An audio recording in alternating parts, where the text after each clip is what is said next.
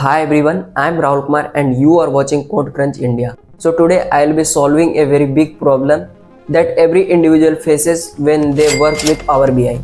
So the actual problem is when the data is too big, it becomes a challenge to manage all the measures that we have created using DAX formula. So to overcome that problem, we use a simple concept that is measure tables.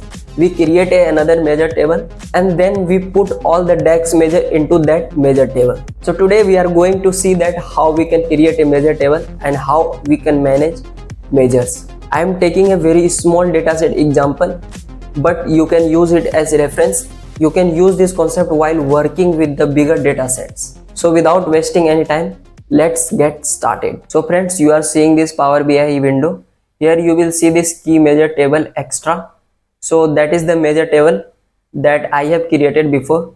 So for now I will be deleting this because I will create it from scratch. So suppose you have a data which contain iPhone 14 sales data and iPhone 15 sales data, and you have a data called dim stores.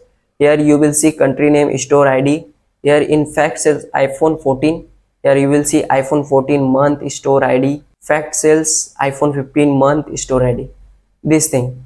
So for creating measure table, you just have to go to the table view and then you will click on new table and then just rename it.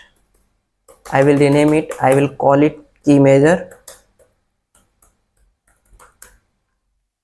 and then press enter. Here after pressing the enter, you will see this key measure table is appearing.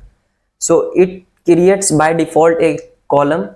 So keep it as it is for now.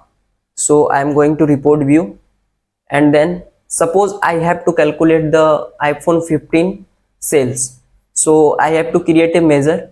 So I will create a measure in key measures table. Just click on right side and say new measure, and then here I will rename it iPhone 15 sales.